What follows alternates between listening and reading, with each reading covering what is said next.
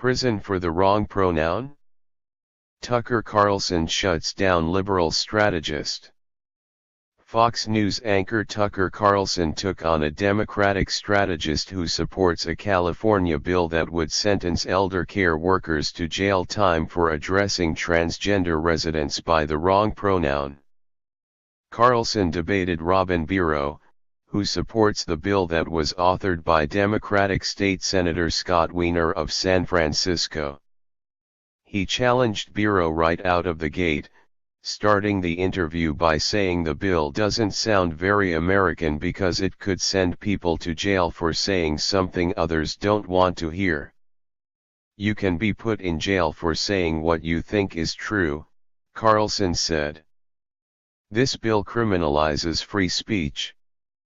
Bureau repeatedly skirted around the direct issue of potential imprisonment of employees for the use of a different pronoun than a patient prefers, and instead tried to emphasize other aspects of the bill, such as its prohibition for care providers to deny treatment to someone based on sexual orientation or gender identity. When he finally addressed the free speech issues with the bill, he called the intentional misuse of pronouns toward transgender people abuse and compared it to former First Lady Michelle Obama being called a man.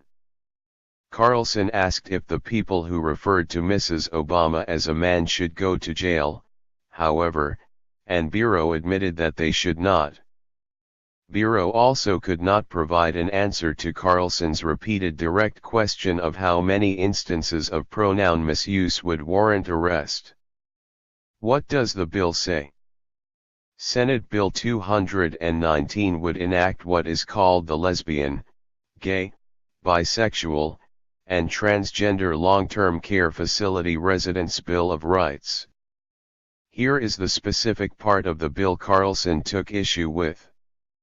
Would make it unlawful, except as specified, for any long-term care facility to take specified actions wholly or partially on the basis of a person's actual or perceived sexual orientation, gender identity, gender expression, or human immunodeficiency virus, HIV, status, including, among others, willfully and repeatedly failing to use a resident's preferred name or pronouns after being clearly informed of the preferred name or pronouns. The bill also extends protections to LGBT individuals by preventing care providers from denying admission to a long-term care facility, transferring or refusing to transfer a resident within a facility or to another facility, or discharging or evicting a resident from a facility. Perspective.